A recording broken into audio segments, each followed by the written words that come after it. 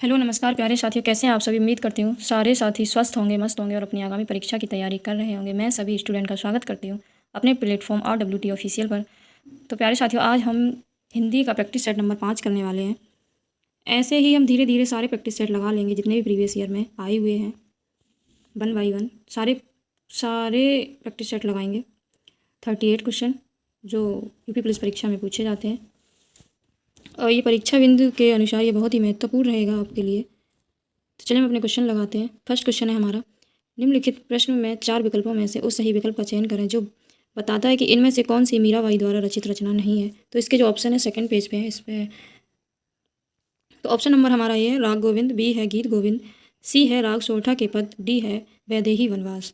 तो इसमें से जो मीराबाई के द्वारा जो मीराबाई की रचना नहीं है वो कौन सी है। वैदेही वनवास जो नहीं है, वैदेही जो वनवास है वो किसकी है। अगर मीराबाई की नहीं है तो वो किसकी है। ये जो रचना है ये वो हरिऔध की है। किसकी है। हरिऔध की है। अयोध्या सिंह उपाध्याय की ये रचना है। और ये जो 3 है वो मीराबाई की है। ये 3 है वो मीराबाई की है। चलिए अपने नेक्स्ट क्वेश्चन पे चलते हैं। माखनलाल चतुर्वेदी को किस रचना के लिए साहित्य अकादमी पुरस्कार दिया गया था। तो माखनलाल चतुर्वेदी को हिमतरंगिणी के लिए ये पुरस्कार दिया गया था, उनके कविता संग्रह के लिए। सन 1955 में उनको ये पुरस्कार मिला था माखनलाल चतुर्वेदी को। तो हमारा जो राइट आंसर है वो है ए है हिमतरंगिणी। नेक्स्ट क्वेश्चन पे चलते हैं। तो क्वेश्चन नंबर हमारा 120, वशीकृत शब्द का समानार्थी शब्द अनुच्छेद में से पहचानना है। तो वशीकृत का हमारा जो समानार्थी शब्द होगा, वशीकृत मतलब किसी को बस में कर लेना। तो इसका जो समान अर्थ है वो मंत्रमुग्ध, यानी मंत्रमुग्ध कर लेना या अपने बस में कर लेना। यही इसका सही आंसर है। चलिए नेक्स्ट क्वेश्चन पे हम चलते हैं।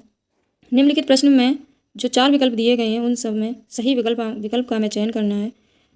पद्य के उचित अलंकार रूप का सबसे अच्छा विकल्प हमें इसमें, तो ये जो हमें एक पंक्ति दी गई है तो इसका हमें अलंकार बताना है। ये किस अलंकार की पंक्ति है। भिखारिन को देख कर पट देत बार बार, ये हमारी पंक्ति है। तो भिखारिन को देख कर पट देत बार बार, भिखारिन को देख कर। तो ये जो हमारा इसका ये पंक्ति है जो, या ये जो अलंकार है, ये लाइन किसकी है, किस अलंकार की है। तो ये किसकी है, श्लेष अलंकार की है। क्योंकि इसमें पट जो दिया गया तो इस पट के 2 अर्थ हैं। श्लेष अलंकार का अर्थ क्या होता है, यानी चिपका हुआ। एक अर्थ के 2 अर्थ या अनेक अर्थ, उसको हम कहते हैं श्लेष अलंकार। तो पट का अर्थ यहाँ दो शब्द से है। एक पट का अर्थ है दरवाजा, क्या दरवाजा। एक पट का अर्थ यहाँ पे क्या है, दरवाजा है। और दूसरे पट का अर्थ है यहाँ वस्त्र। दूसरे पट का यहाँ ये पद है, पट है ये पट, ये जो हमें पद दिया गया। तो इसमें पट का 2 अर्थ मैंने आपको बताया, एक का दरवाजा और इसी का दूसरा जो अर्थ होगा वो वस्त्र होगा। क्या होगा, वस्त्र।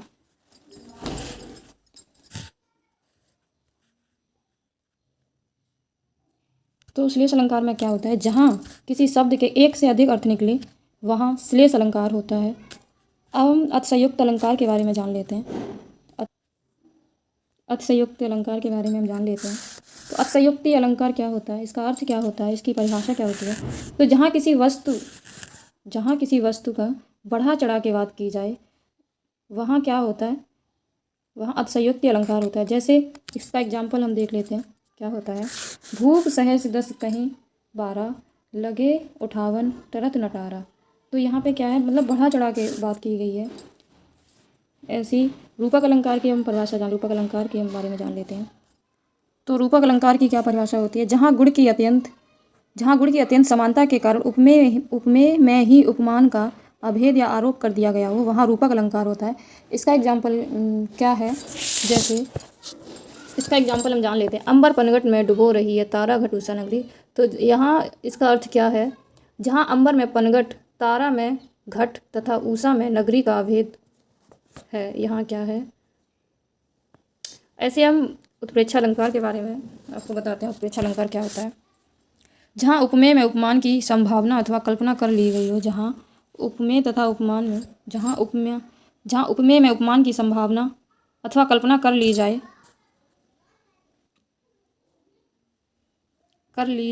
वहाँ उत्प्रेक्षा अलंकार होता है। तो इसका एग्जाम्पल हम आपको बताते हैं उत्प्रेक्षा अलंकार का। जैसे आपने सुना ही होगा, ये पद है, सोहत ओढ़े पीत पट श्याम सलोने गात, मनो नीलमणि शैल पर आपत पर्यो प्रपात।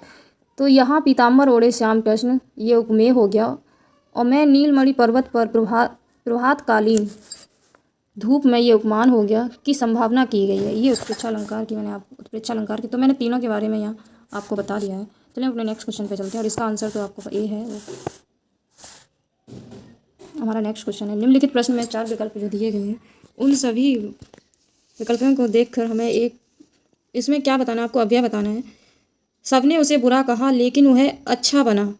सबने उसे बुरा कहा लेकिन वह अच्छा बना। तो इसका जो राइट आंसर है वो समुच्चय बोधक है। लेकिन का अर्थ जो है वो समुच्चय बोधक, जो किसी मतलब वाक्य को जोड़े उसे समुच्चय बोधक अव्यय कहते हैं। चलिए हमारा नेक्स्ट क्वेश्चन है, निम्नलिखित 4 विकल्प दिए गए हैं, उनमें से हमें अशुद्ध वाक्य के शुद्ध रूप का सबसे अच्छा विकल्प ढूंढना। हमारे ये अशुद्ध वाक्य दिए गए हैं, हमें उसमें शुद्ध वाक्य का पता लगाना है। तो इसमें विद्यालय के बाएं बड़ा मैदान, ये तो नहीं सही है। विद्यालय की बाईं ओर बड़ा सा मैदान है, ये सही है, पढ़ने में भी अच्छा लग रहा है। विद्यालय में बड़ा सा मैदान है, ये तो गलती है। तो हमारा जो राइट आंसर है वो है बी। चलिए हम अपने नेक्स्ट क्वेश्चन पे चलते हैं। हमें ये 4 जो विकल्प दिए गए हैं, इनमें से हमें छंद में सभी चरण समान होते हैं, हमें ये बताना है किस छंद में सभी चरण समान होते हैं और उसे क्या कहते हैं। जिस छंद के सभी चरण समान हो उसे हम सममात्रिक छंद कहते हैं। क्या कहते हैं? उसे हम सममात्रिक छंद कहते हैं। तो सममात्रिक छंद में कौन कौन से आ जाते हैं? सममात्रिक छंद हमारी चौपाई हो गई, क्या हो गई? चौपाई, रोला। इसमें क्या होती हैं, हमारी जो मात्राएं हैं वो समान होती हैं। चौपाई में क्या है, 4 चरण होते हैं, प्रत्येक चरण में 16-16 मात्राएं होती हैं।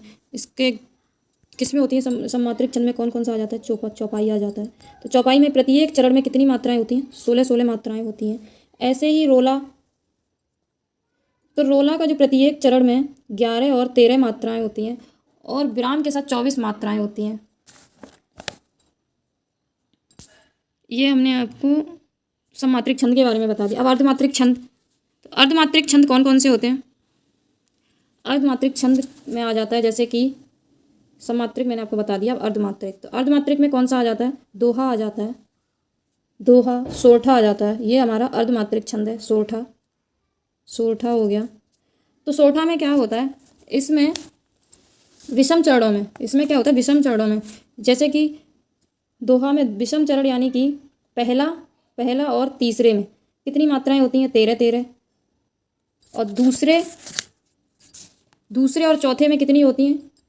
11-11 मात्राएं। ठीक, दोहा का ठीक उल्टा सोरठा होता है। पहले और तीसरे चरण में 11 मात्राएं होती हैं, और पहले और तीसरे में 11 मात्राएं, दूसरे और चौथे में 13 मात्राएं होती हैं। तो मैंने अर्धमात्रिक छंद जान लिया है। विषम मात्रिक छंद में क्या होता है? विषम मात्रिक छंद में कौन कौन से आ जाते हैं? जो हमारे विषम मात्रिक छंद है, तो उसमें आ जाता है, जैसे विषम मात्रिक के बारे में जानते हैं। विषम मात्रिक में कौन कौन आ जाता है? जैसे कि छप्पे हो गया, कुंडलिया हो गया, ये हमारे विषम मात्रिक छंद हो गए। कुंडलिया ये वैसे इतना इम्पोर्टेंट नहीं है, छप्पे इतना इम्पोर्टेंट नहीं है। तो विषम मात्रिक छंद में क्या होता है, इसमें एक संयुक्त, ये कैसा है, छप्पे एक संयुक्त छंद है, और इस छंद के 6 चरण होते हैं। प्रथम 4 चरण रोला के होते हैं, तथा अंत के जो 2 चरण होते हैं वो लाला के होते हैं। प्रथम एवं द्वितीय चरणों में क्रमशः 11 एवं 13 मात्राएं होती हैं,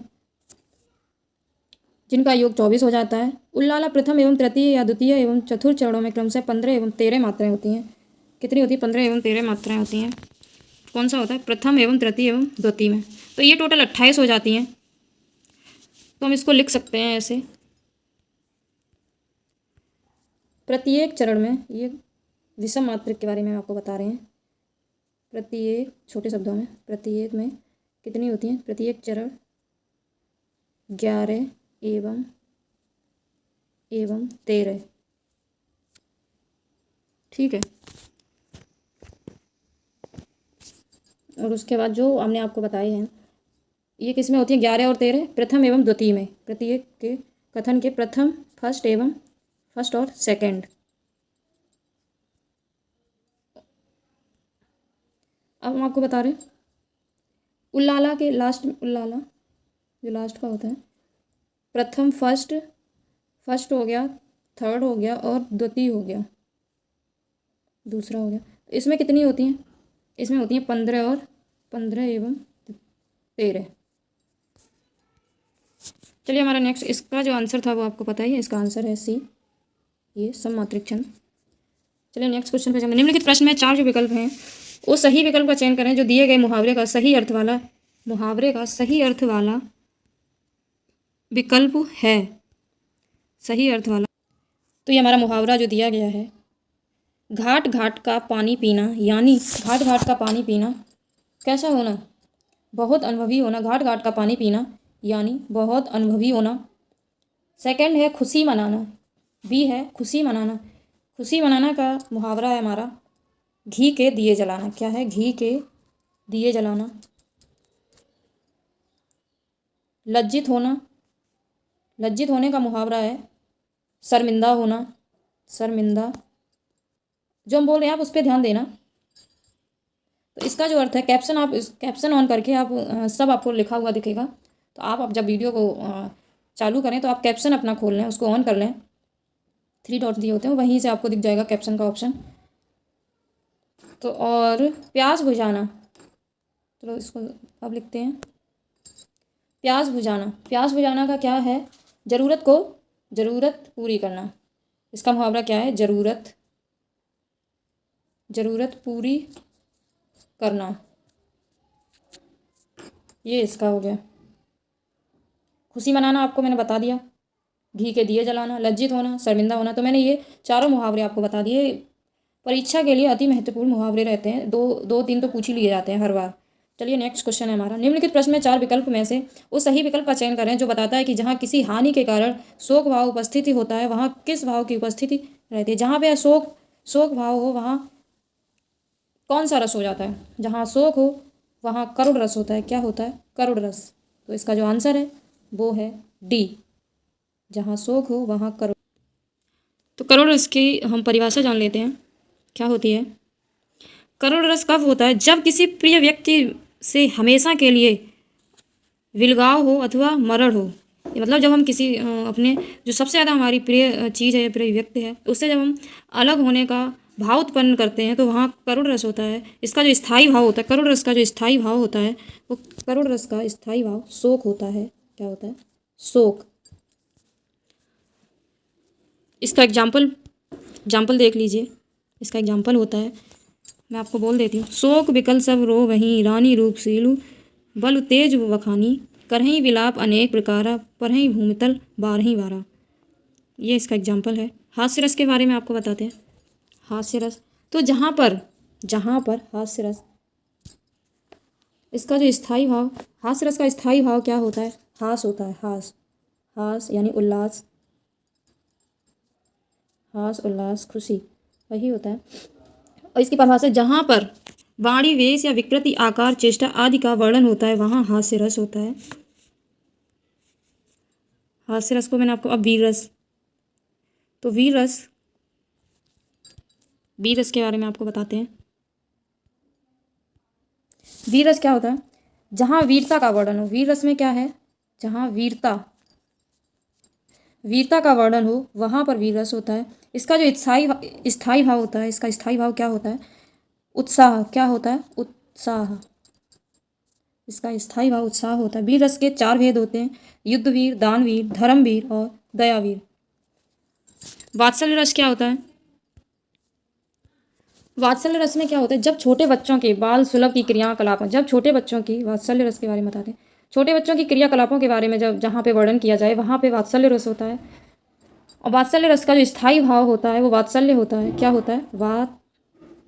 वात्सल्य होता है इसका स्थायी भाव।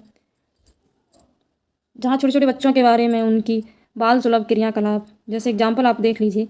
किलकत काना घुटर वन आवत, मणिमय कनक नंद के आंगन, बिंब पकड़वे धावत। तो इसका अर्थ है, चलो इतना बहुत है, वैसे अर्थ वर्थ तो नहीं पूछते हैं। तो इसका जो राइट आंसर था शोक, और इसका स्थायी भाव शोक किसका होता है? करुण रस का होता है। नेक्स्ट क्वेश्चन है हमारा। निम्नलिखित में 4 विकल्प में से उस सही विकल्प का चयन करें जो निर्देशानुसार वाक्य परिवर्तन वाला सही विकल्प है। हमारा यहाँ वाक्य परिवर्तन वाला सही विकल्प किसमें? राधा स्कूटी चला रही है, किसका भाववाच्य है। राधा स्कूटी चला रही है, भाववाच्य क्या है? राधा से स्कूटी चलाई जाती है। ये अपना भाव प्रकट कर रहा है कि राधा से स्कूटी चलाई जाती है। राधा से स्कूटी चलती है तो गलत है, ये भी गलत, ये भी गलत। तो इसका राइट आंसर वो ए है। क्वेश्चन नंबर 128, कौन सा विकल्प उद्धरण चिन्ह का है? इसमें उद्धरण चिन्ह का कौन सा विकल्प है? उद्धरण पद श्री श्रीमती श्यामा चोना, माँ ने कहा बेटी सदा उन्नति करो, वाह कितना मज़ा आ रहा है, तुम्हारी परीक्षा अब से शुरू है। तो ये तो प्रश्न सूचक हो गया, ये प्रश्न सूचक हो गया। वाह और ये संबोध वाले उसमें आ जाते हैं। तो इसका जो सही आंसर है वो ए है, ये वाला होता है उद्धरण सिंगल वाला इन्वर्टेड कॉमा। तो विराम चिन्ह का नाम जो है वो देख लीजिए। पूर्ण विराम ये होता है, अर्ध विराम एक डॉट, ये ऐसा वाला एक नीचे डॉट, अल्प विराम एक ही बार डॉट लगाते हैं, उप विराम में 2 कोलन लगाते। अल्प विराम को कोमा कहते हैं, जहाँ कोमा हो तो अल्प विराम हो गया। अर्ध विराम यानी सेमी कॉलन, पूर्ण विराम फुल स्टॉप, उप विराम कोलन। मैंने आपको ये यहाँ पे सारे विराम चिन्ह दे दिए हैं। तो टोटल जो हमारे विराम चिन्ह होते हैं वो 20 होते हैं। हम आपको एक क्लास ले लेंगे जिसमें आपको विराम चिन्ह सारे बता देंगे, सही से समझा देंगे।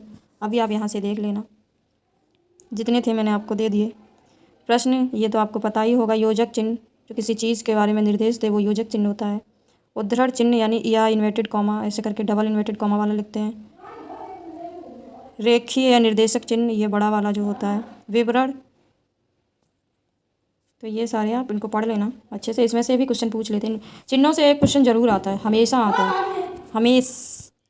निम्नलिखित प्रश्न में 4 विकल्प में से दिए गए शब्द के सही समास वाला विकल्प चुनिए। चक्रधर, यानी इसका जो राइट आंसर है वो है सी, चक्र धारण किया है जिसने, ये बहुब्री समास का है। किसका है? चक्रधारी। तो इसका जो राइट आंसर है वो है सी है। इसका समास विग्रह करते हैं। चक्र धारण किया है जिसने, चक्र धारण किया है जिसने, अर्थार्थ विष्णु, बहुब्री समास का ही है, मैंने आपको बताया भी। इसमें क्या होता है, कोई भी पद प्रधान नहीं होता है, दोनों पद मिलकर एक नया अर्थ प्रकट करे। जो दोनों पद मिलकर एक नया अर्थ प्रकट करे उसको हम बहुब्री समास कहते हैं। चलिए हम अपने नेक्स्ट क्वेश्चन पे चलते हैं। क्वेश्चन नंबर हमारा 130। निम्नलिखित प्रश्न में 4 विकल्प दिए गए हैं जिनमें उस विकल्प का चयन करें जो शब्द वाक्य का सबसे अच्छा एक शब्द विकल्प है। रात में घूमने वाला, रात में घूमने वाला कौन होता है? निशाचर। रात में घूमने वाले को क्या कहते हैं? निशाचर। ऑप्शन ए में क्या है? भ्रमड़ी, जो भ्रमण करता है उसे भ्रमड़ी भ्रमण करने वाले को भ्रमड़ी। तपस्वी, जो तपस्या करने वाला उसे तपस्वी कहते हैं। अजर, अजर क्या होता है? जरा रहित, यानी जो बूढ़ा ना हो उसे अजर कहते हैं। जो बूढ़ा ना हो उसे अजर। भ्रमण करने वालों को भ्रमड़ी लिख दिया मैंने आपको। तपस्वी यानी तपस्या करने वाला का। ठीक है, चलिए हमारा नेक्स्ट क्वेश्चन है। निम्नलिखित प्रश्न में 4 विकल्प दिए गए हैं जिनमें से एक शब्द दिए गए अनेकार्थी शब्द का एक अर्थ है, उस शब्द को चुनें। मुद्रा, मुद्रा किसका एक शब्द है? तो मुद्रा एक रूप है। क्या है? मुद्रा क्या है? एक रूप है। तो इसका जो राइट आंसर है वो है ए। मुद्रा अनेकार्थी शब्द जिसका अर्थ क्या होता है? आकृति या सिक्का या रूप, धन, अंगूठी, मोहर। इसके और भी हैं। इसका एक तो रूप हो गया, दूसरा धन हो गया, अंगूठी हो गया, मुहर हो गया, सिक्का हो गया, मुद्रा सिक्का हो गया। ये इतने सारे इसके पर्यायवाची हो गए। नेक्स्ट क्वेश्चन है। निम्नलिखित प्रश्न में 4 विकल्प में से सही कर्ता कारक को पहचानिए। इसमें कौन सा? रोहन ने हॉकी खेली, रोहन ने हॉकी खेली। तो रोहन ने हॉकी खेली, कर्ता ने, तो इसमें कौन सा है? कर्ता कारक। कौन सा है? कर्ता कारक। ने हॉकी खेली यानी कर्ता। तो इसका राइट आंसर तो बी है। चलिए नेक्स्ट क्वेश्चन। नीचे दिए गए प्रश्न का सही विकल्प पहचानिए। कर्ता का क्या अर्थ होता है? कर्ता का अर्थ होता है जो कार्य करे। कर्ता कौन होता है? जो स्वयं कार्य करे उसे कर्ता कहते हैं। जिसके द्वारा काम किया जाए वही कर्ता होते हैं, वही कर्ता होता है। कर्ता का अर्थ ही होता है जो कार्य करे। चलिए नेक्स्ट क्वेश्चन। निम्नलिखित प्रश्न में से 4 विकल्पों में से दिए गए वाक्य का सही काल वाला विकल्प पहचानिए। आज वर्षा होगी किस काल का है? किस काल का ये बोध कर रहा है? आज वर्षा होगी, मतलब ये सामान्य भविष्य काल का वो किसकी सामान्य भविष्य काल की ये चर्चा कर रहे हैं। आज वर्षा होगी, आज मीन्स वर्तमान में, आज सामान्य भविष्य मतलब हो सकती है आज वर्षा होगी, तो इसका राइट आंसर सी है। चलिए प्रश्न नंबर 135 है हमारा। प्रश्न में 4 विकल्पों में से प्रश्न में सकर्मक क्रिया का उदाहरण पहचानना है हमें इसमें से। तो सकर्मक क्रिया वो होती है, सकर्मक क्रिया, तो सकर्मक क्रिया इसमें कौन सी है? सीता वीणा बजा रही है, ये सकर्मक क्रिया है। सकर्मक क्रिया के साथ हमेशा कर्म जुड़ा होता है, कर्मक क्रिया के साथ कर्म नहीं जुड़ा होता है, हम इसे ऐसे पहचानते हैं। ठीक है, तो इसका जो राइट आंसर है वो है डी। नेक्स्ट क्वेश्चन, निम्नलिखित प्रश्न में 4 विकल्प दिए गए हैं, जिनमें से उस विकल्प का चयन करें जो दिए गए शब्द का सही पुल्लिंग शब्द है। इसमें हमें पुल्लिंग शब्द, ये एक शब्द दिया गया उसका हमें पुल्लिंग शब्द पहचानना है। साम्राज्ञी का पुल्लिंग शब्द क्या होगा? राजा, महाराजा, बादशाह, सम्राट। तो हमें इसका साम्राज्ञी जो शब्द है वो स्त्रीलिंग शब्द है। कैसा है? साम्राज्ञी, ये जो है वो स्त्रीलिंग का शब्द है, तो हमें इसका पुल्लिंग पहचानना है। तो साम्राज्ञी यानी पुल्लिंग इसका सम्राट हो जाएगा। क्या हो जाएगा? सम्राट हो जाएगा। और ये जो राजा, महाराजा एवं बादशाह, राजा, महाराजा, बादशाह, ये पुल्लिंग शब्द हैं। राजा, महाराजा एवं बादशाह पुल्लिंग है, तो इन राजा का स्त्रीलिंग क्या होगा? रानी। राजा का स्त्रीलिंग रानी। महाराजा का, चलो साफ से लिख देते हैं, राजा का रानी, महाराजा का महारानी, और बादशाह किसकी होती है? बादशाह का कौन होता है? बादशाह की बेगम होती है। कौन होता है? बेगम। जैसे बादशाह कौन था? अकबर बादशाह ही था, तो इसकी 3 बेगम थी, तो इसी तरह बादशाह लोगों की बेगम होती है, महाराजा की महारानी, राजा की रानी। नीचे दिए गए शब्द का सही बहुवचन रूप वाला किस विकल्प सही रूप वाला हमें विकल्प पहचानना है। तो सही विकल्प वाला कौन सा है जो एकदम शुद्ध लिखा है? चिड़िया का बहुवचन क्या होगा? तो चिड़िया का जो बहुवचन होगा वो चिड़ियाँ होगा। कैसे लिखा जाता है शुद्ध? चिड़ियाँ। जो ये लिखा है ना, यहाँ पे अंक की बिंदी चंद्रमा वाली, ये वाली, तो यही शुद्ध इसका रूप हो गया, चिड़िया का चिड़िया। नेक्स्ट क्वेश्चन, निम्नलिखित प्रश्न में 4 विकल्प दिए गए हैं। जो वर्ड स्वर की सहायता से बोले जाएं उन्हें क्या कहा जाता है? क्या कहते हैं? जो वर्ड स्वर की सहायता से बोलते हैं उन्हें हम व्यंजन कहते हैं। व्यंजन हमेशा स्वर की सहायता से ही बोले जाते हैं। स्वर होते हैं वो स्वतंत्र रूप से बोले जाते हैं, व्यंजन वो स्वर की सहायता से बोले जाते हैं। तो उसे हम, इसका जो राइट आंसर है वो है बी। चलिए अपने नेक्स्ट क्वेश्चन पे चलते हैं। निम्नलिखित प्रश्न में 4 विकल्प में से उस सही विकल्प का चयन करें जो बताता है कि व्यंजन को स्वर रहित दिखाने के लिए किस चिन्ह का उपयोग किया जाता है। अगर हम व्यंजन को स्वर रहित दिखाना है तो किस चिन्ह का प्रयोग करेंगे? हलंत का प्रयोग करेंगे। किसका प्रयोग करते हैं? हलंत का। नेक्स्ट क्वेश्चन, निम्नलिखित प्रश्न में 4 विकल्प में से संज्ञा शब्द से बनने वाला सही विशेषण शब्द वाला विकल्प हमें चुनना है। संज्ञा शब्द से जो विशेषण बनता है उसे क्या कहते हैं हम? इनमें से वो संज्ञा शब्द से बनने वाला विशेषण इनमें से कौन सा वो एक शब्द है? शक्तिवर्धक, शक्तिशाली, शक्तिरोधक, सशक्त। तो विशेषण में हमेशा क्या होती है? किसी चीज़ की विशेषता बताई जाए। तो शक्तिशाली, तो इसका जो गुण है शक्ति, क्या है? शक्ति है जिस, तो यही हो गया हमारा विशेषण संज्ञा से बनने वाला, शक्तिशाली। चलिए नेक्स्ट क्वेश्चन, निम्नलिखित प्रश्न में जो ये विकल्प दिए गए हैं इसके आधार पर सर्वनाम के सही भेद को पहचानना है हमें। कोई आपसे मिलने आया, तो ये कैसा वाक्य है? अनिश्चयवाचक सर्वनाम। कैसा है ये? अनिश्चयवाचक सर्वनाम है ये। नेक्स्ट क्वेश्चन हमारा है, इसका ऑप्शन ये सही है। अयोध्या सिंह उपाध्याय हरिबोध जी की प्रसिद्ध रचना कौन सी है? अयोध्या सिंह उपाध्याय की प्रसिद्ध रचना कौन सी है हमारी? तो इसका जो राइट आंसर है वो है प्रिय प्रवास। कौन सी है? प्रिय प्रवास। नेक्स्ट क्वेश्चन है हमारा, निम्नलिखित प्रश्न में ये 4 विकल्प जो दिए गए हैं इनमें से हमें फणीश्वर नाथ रेणु द्वारा रचित उपन्यास को बताना है। तो फणीश्वर द्वारा रेणु द्वारा जो हमारा रचित उपन्यास है वो है मैला आंचल। कौन सा है? मैला आंचल। और हमारी ये 3 और जो रचनाएं हैं जैसे मधुशाला है, तो मधुशाला के जो रचनाकार हैं वो कौन है? हरिवंश राय बच्चन। हरिवंश राय बच्चन कौन है? हरिवंश राय बच्चन। और मैला आंचल के तो आपको पता है फणीश्वर रेणु है। मुद्रा राक्षस के जो रचनाकार हैं वो कौन है? भारतेंदु हरिश्चंद्र। कौन है? भारतेंदु हरिश्चंद्र। और मृगनयनी के कौन है? वृंदावन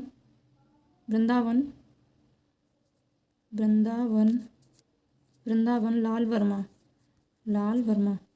पूरा इनका नाम है वृंदावन लाल वर्मा। तो मैंने इन चारों के मैंने रचनाकार बता दिए, आप इनको याद कर लेना। चलिए नेक्स्ट क्वेश्चन है, निम्नलिखित प्रश्न में 4 विकल्पों में से उस विकल्प का चयन करें जो सही विकल्प है। उपसर्ग है और प्रत्यय दोनों ही है। उपसर्ग है और प्रत्यय दोनों ही है। प्रत्यय दोनों ही शब्द नहीं होते हैं। कौन सा नहीं होता है? शब्दांश। क्या नहीं होता है? शब्दांश। तो उपसर्ग और प्रत्यय दोनों ही शब्द नहीं है, दोनों ही शब्द नहीं होते, ये शब्दांश होते हैं। वाक्य में इनका अकेला प्रयोग नहीं होता है। उपसर्ग और प्रत्यय में बस इतना अंतर होता है कि उपसर्ग शब्द के आगे लगता है और प्रत्यय शब्द के पीछे लगता है। तो इसका जो राइट है वो बी है। नेक्स्ट क्वेश्चन है हमारा, निम्नलिखित प्रश्न में 4 विकल्प जो दिए गए हैं जिनमें से एक शब्द दिया गया है, शब्द का हमें सही तद्भव रूप पहचानना है। हमें इनका सही तद्भव पहचानना है। तो मक्षिका का जो सही शब्द होता है तद्भव मक्खी होता है। इसका जो सही होता है वो क्या होता है? इसका जो होता है मक्षिका यानी मक्खी। मक्षिका क्या होती है? मक्षिका तत्सम है और मक्खी इसका तद्भव है। मोर का तत्सम क्या होता है? मयूर होता है, मोर तद्भव है। और भौरा का भ्रमर होता है। और मेढक का मंडूक क्या होता है? मेढक का मंडूक, मोर का मयूर। तत्सम शब्द तो हमेशा संस्कृत के होते हैं, तद्भव हमारे हिंदी के होते हैं, हिंदी फारसी ये सब के होते हैं। और भौरा का क्या हो गया? भ्रमर। क्या हो गया? भ्रमर। तो इसका जो राइट आंसर है मक्षिका का मक्खी। नेक्स्ट प्रश्न है हमारा, निम्नलिखित प्रश्न में 4 विकल्पों में से उस विकल्प का चयन करें जो प्रत्यय से नहीं बना है, यानी कि वो प्रत्यय से नहीं बना है। तो प्रत्यय हमेशा पीछे ही लगता है, शब्द के पीछे लगता है। तो शेरनी, इसमें क्या ई प्रत्यय है? तो ये नहीं होगा। शिष्या, इसमें कोई प्रत्यय नहीं है। दयामय, परिचय, इसमें भी जिस शब्द का समास मतलब जो जिस शब्द का विग्रह हो जाए, टूटने पर सही अर्थ दे, वही प्रत्यय होता है। नेक्स्ट क्वेश्चन है, निम्नलिखित प्रश्न में से 4 विकल्पों में से दिए गए शब्द के विपरीत अर्थक वाला यानी विलोम शब्द क्या होगा? सन्यासी का जो विलोम शब्द है वो क्या हो जाएगा? गृहस्थ हो जाएगा। क्या हो जाएगा? गृहस्थ। सन्यासी का गृहस्थ। शिष्ट एवं सुलभ, शिष्ट और सुलभ इन दोनों का क्या होता है? शिष्ट का हो जाएगा अशिष्ट। क्या होता है? अशिष्ट। शिष्ट का अशिष्ट, सुलभ का दुर्लभ, तो नेक्स्ट क्वेश्चन है 148, निम्नलिखित प्रश्नों में 4 विकल्प में से उस विकल्प का चयन करें जो सही संधि विच्छेद वाला विकल्प है। नारीच्छा, इसका सही संधि विच्छेद क्या होगा? तो नारी प्लस इच्छा, यही इसका सही है। तो राइट आंसर इसका ए हो गया है। बच्चों, अगर आपको ये वीडियो पसंद आए तो इसको लाइक शेयर कमेंट जरूर करें और चैनल को सब्सक्राइब भी करें, जिससे हमारी न्यू आने वाली वीडियो का नोटिफिकेशन सबसे पहले आपको मिले। चलिए हमारा नेक्स्ट क्वेश्चन है 149, निम्नलिखित प्रश्न में 4 विकल्प दिए गए हैं जिनमें से उस विकल्प का चयन करें जो शब्द का सबसे अच्छा विकल्प है। उस विकल्प का चयन जो शब्द का नियत का निश्चित, नियत का क्या हो गया? निश्चित। नियत शब्द का सबसे अच्छा विकल्प निश्चित ही रहेगा। चलिए हमारा नेक्स्ट क्वेश्चन है, तो हमारा ये लास्ट क्वेश्चन है, निम्नलिखित प्रश्न में 4 विकल्पों में से उन विकल्प का चयन करें जो दिए गए शब्द का सही समान अर्थ वाला शब्द है। तो शरीर का सही अर्थ क्या है? कलेवर। शरीर का सही समान अर्थ क्या है? कलेवर। क्या है? कलेवर। तो चलिए हमारे ये क्वेश्चन सारे लग चुके हैं हिंदी के। ये जो मैंने आज ये जो प्रश्न पत्र लगवाया है हिंदी का, वो उत्तर प्रदेश पुलिस कांस्टेबल भर्ती जो 2018 में आई थी उसी का 28 जनवरी 2019 का प्रथम पाली का ये प्रश्न पत्र है, जो मैंने आपको लगवा दिया आज पूरा। चलो हम आपको मिलते हैं अपनी नेक्स्ट वीडियो में। Thank you, best of luck.